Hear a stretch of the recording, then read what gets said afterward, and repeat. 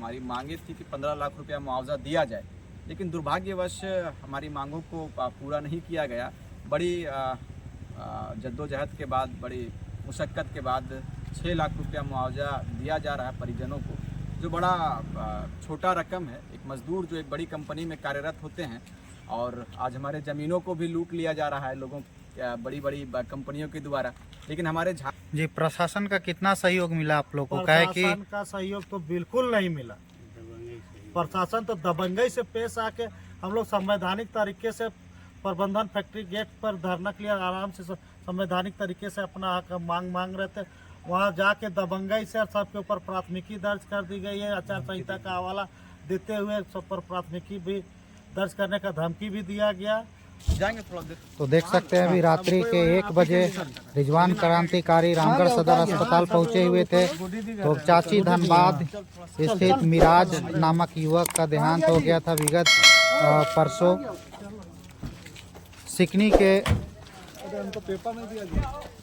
Classic coal mines में, और उसी के उचित मुआवजा के लिए पहुंचे हुए थे रिजवान क्रांतिकारी जी।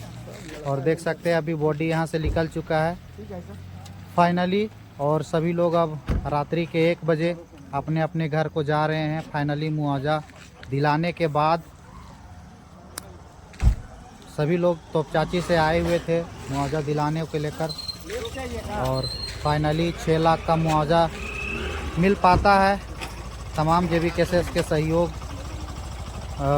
के कारण।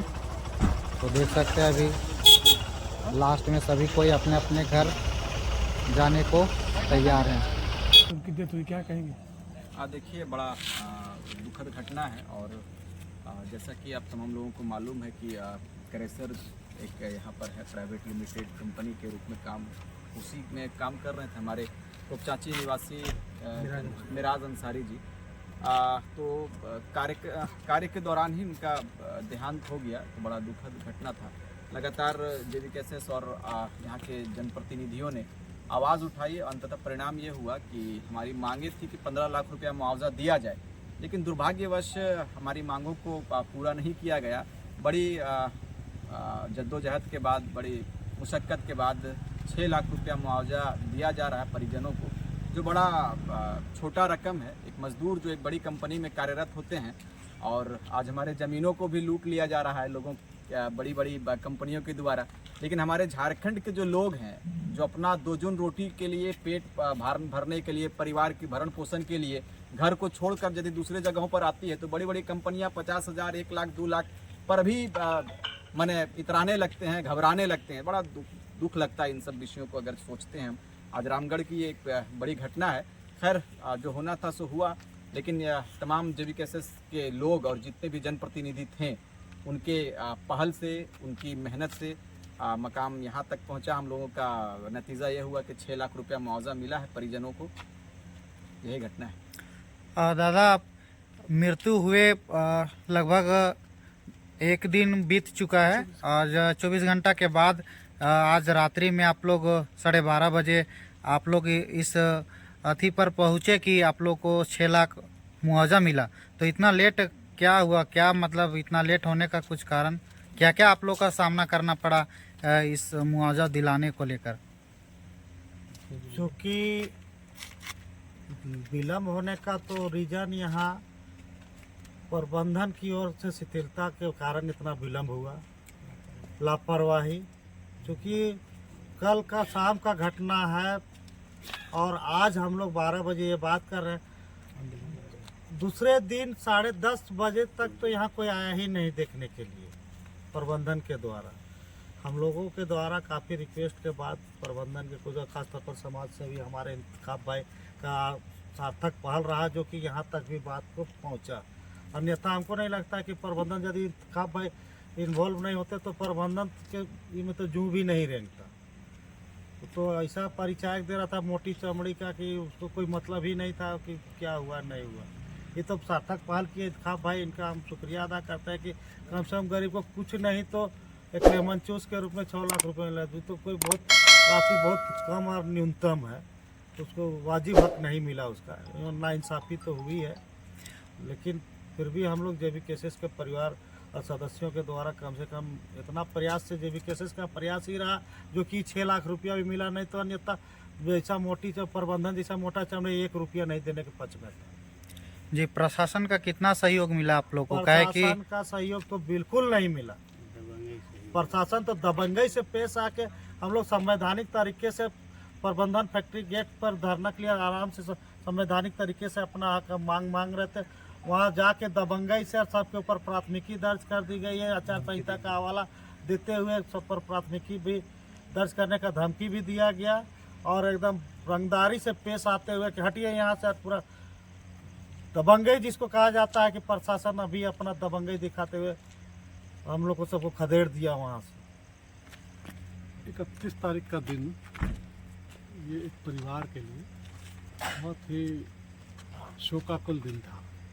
हमको इसकी जानकारी आज सुबह में हुई।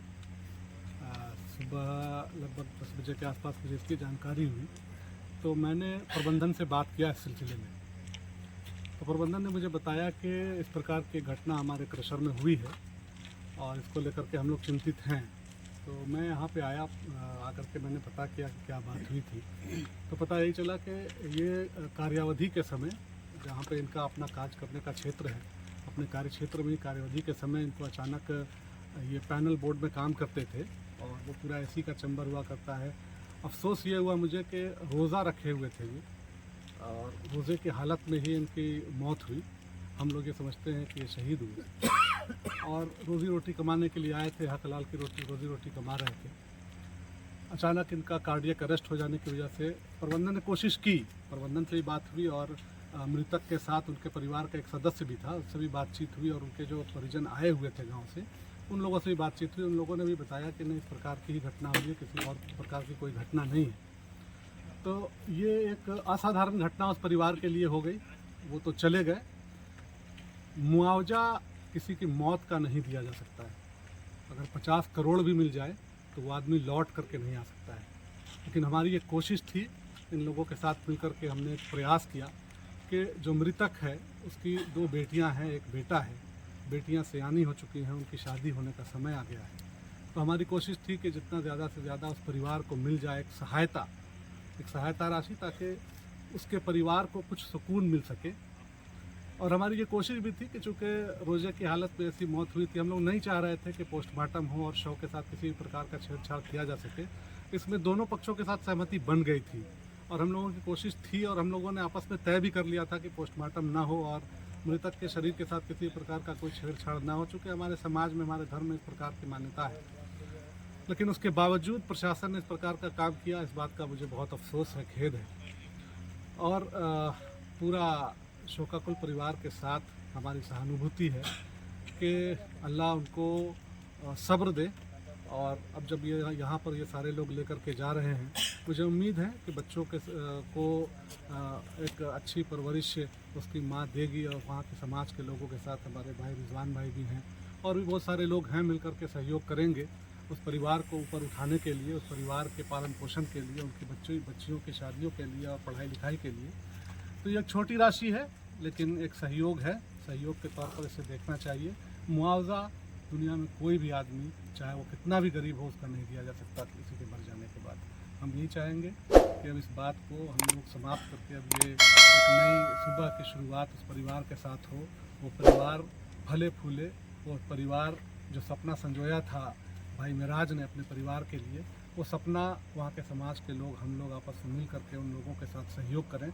इंशाअल्लाह आने वाले दिनों में उनका वो सपना भी साकार होगा।